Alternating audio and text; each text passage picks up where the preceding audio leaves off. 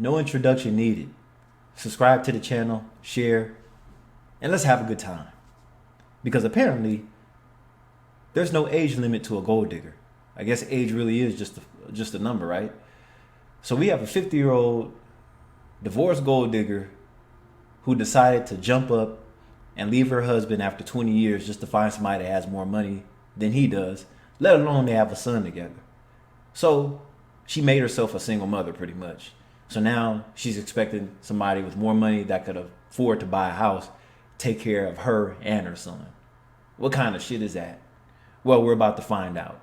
And shout out to the Asian Conjuring because they're the ones that released this hot potato. Let's go. A 49-year-old gold digger divorced her husband of 20-plus years to chase a billionaire husband for herself and a new father for her son. Meet Sue Chan, a woman in her late 40s who made a bold move. She divorced her husband of over 2 decades with one goal in mind: marrying into wealth.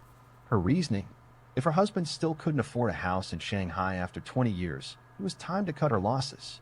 Now she's not only seeking a wealthy husband for herself, I ain't gonna lie, she cute. I'll go on vacation with her. but also hoping to find a rich stepfather for her 20-something-year-old son.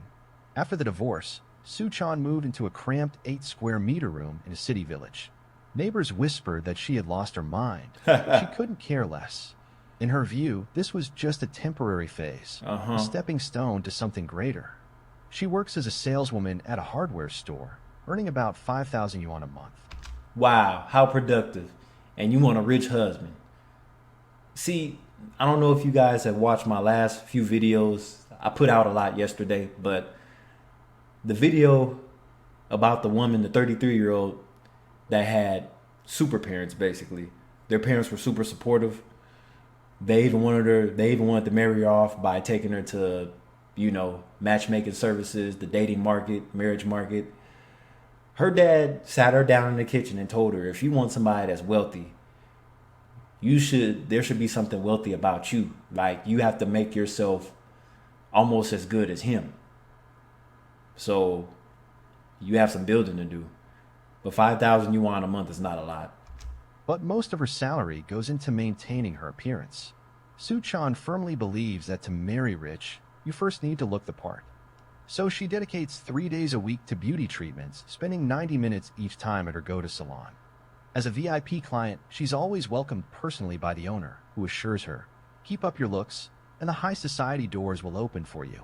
Encouraged, Sue Chan topped up another 3,000 yuan on the spot. Wait a minute, if she only works 5,000, so basically she spent all her money on beauty treatments. But is that treatment helping her mental though, her psyche? So looking good is one thing, but you got to have a good attitude too. Like, how do you treat people? Do you treat people like shit, or like, what's the deal here? That's like a fat person losing weight. Your attitude still sucks. If anything, you just got even more arrogant because you lost weight and you look good now. Not long after, she started joining matchmaking events across the city.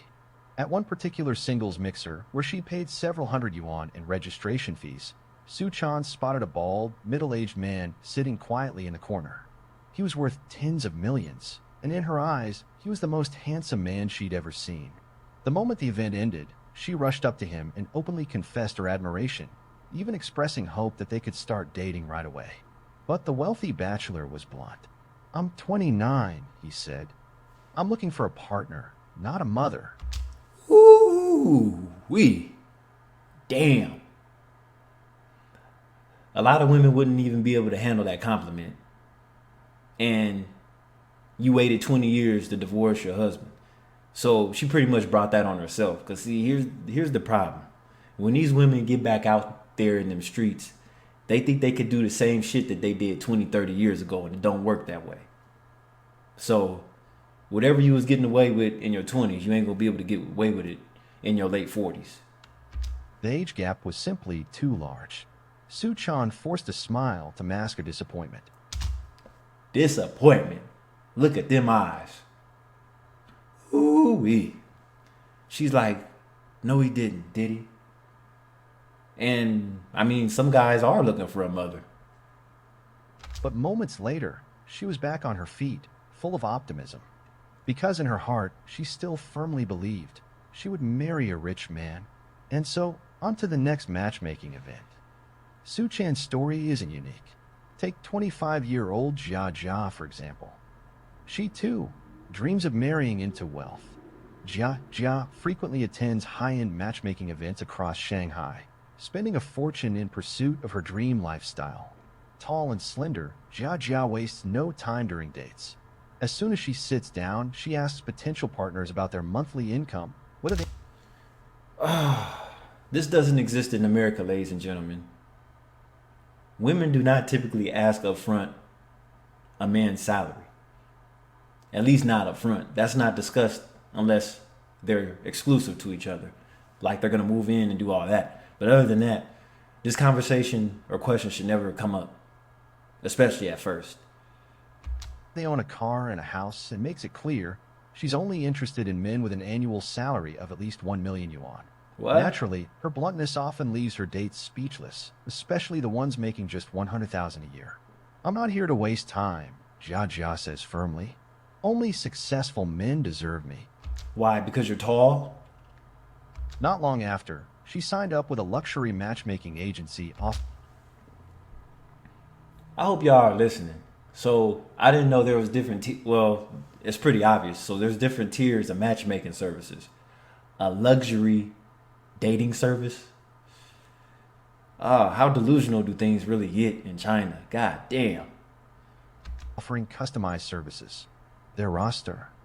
Billionaire CEOs and second-generation heirs, exactly what she's looking for. She believes only a man of that caliber can give her a life free of worry. On the day of the event, Jia Jia dressed to impress. She was one of 10 women competing for the attention of a room full of ultra-wealthy men. And I know that food tastes good. Look like it's some expensive catered meals. I mean, she's cute, I ain't gonna lie, but Each woman tried to stand out with a special talent, singing, dancing, or some unique performance. Lacking any specific skills, Jia Jia decided to sing a heartfelt ballad, I'm Willing. After the performances, the women were given 10 minutes to speak with each of the bachelors. Jia Jia did her best to charm every man she met, eager to make a lasting impression. She didn't mind who chose her. Any of them would do. Unfortunately, none of the wealthy men showed interest. and these women are shocked that when the guys that they actually want don't want them. And see, that's pretty much what happens in these dating markets. They want them, but they don't want her. So this is no surprise. So now we're gonna see what this matchmaking service lady talks about. Let's see what she has to say. 还聊什么吗？ Ever wondered what women in so-called gold digger groups talk about? Let me share what one netizen, who once had the chance to sneak into a professional gold digger group, witnessed firsthand.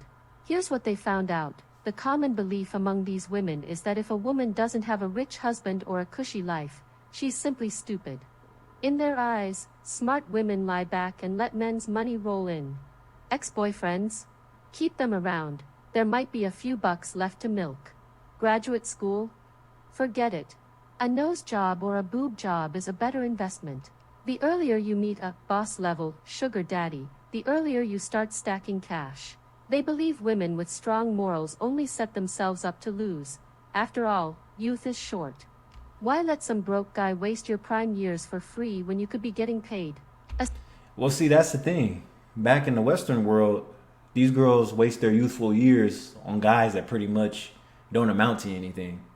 And then as these women age into their 40s and 50s, they start trying to be serious and settling down.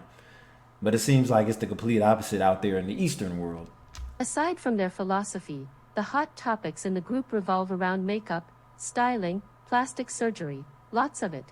Some are even willing to risk their lives with full-body procedures for higher returns.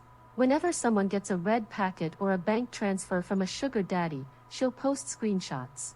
She's then showered with congratulations like she just hit the jackpot. On the flip side, if a guy is stingy or refuses to spend, he gets dragged through the mud. The group shares lessons in everything from curating the perfect social media image to psychological tricks that make men spend money willingly. They even analyze real-life case studies on how mistresses climbed their way to the top. It's all practical, no fluff. For example, on a first date, they're taught how to test whether a man is a spender. After the date, they'll send a small red packet to the guy. If he accepts it, boom, red flag. Delete and block immediately. They craft their social media to show just the right mix of seduction and innocence. And in conversations, they drop hints. I don't take public transport, I never eat street food, I only dine in high-end places. It's all Wow, that's irritating. Anybody that's dealing with women like this, they have a lot of patience. And let alone a lot of money. about building a high-class persona to filter out what they call poor losers. And when a guy sends money, take it, always take it. It's about training him to get used to spending on you. They've got the whole process mapped out, from the persona you build to the words you say, all the way to deeper emotional manipulation and, eventually, cashing out. Unless a man is a total player himself, the average nice guy doesn't stand a chance. Of course, while they all dream of marrying into wealth, even they know that rich men aren't fools. Very few manage to pull it off. Some girls, after getting what they can, will bow out early and settle down with a decent, honest man. Maybe open a little shop, live a quieter life. Those are the lucky ones. But for many, things go downhill fast. They give up real careers, spend all their time studying beauty trends, editing selfies, crafting seductive posts, and juggling multiple men. Their spending habits grow, their cosmetic surgery bills pile up, and so do their debts. Many never hit the big payday they hoped for. Time passes, they age out of the game, and suddenly, no one's offering money anymore. With no job skills to fall back on, they quietly return home and marry some regular, honest guy. So here's the lesson: being a gold digger is a dead-end road. Most don't get a happy ending. So in reality, what she's saying is it's a waste of time, really. A lot of these women are going to crash out that's doing this. So they have no other choice than to marry a regular guy, working a regular career, salary working person. Like she said, a lot of these women are not going to get the guy that's making all this money like that, because these women are about a little to nothing. Some of these women had careers, good careers, where they could support themselves in their luxury apartments to drive BMWs, right? So when they go after these guys, they try to quit their job. They're trying to live the soft life. And a lot of times, these women are just used as side pieces or concubines. The rich guy or CEO might put them in an apartment for a few months or so, but once the CEO or the high value man gets tired of dealing with that woman, he's going to cut her off. And then she's going to have to go out her way to find somebody else to do that again. But as time goes on and she ages and her looks decrease, it's like, how much cosmetic surgery can you keep up to keep going after the same type of guys? It's like, this is only like a 10 to 15 year thing that these women can do. I say about after 40, it doesn't even work for them no more.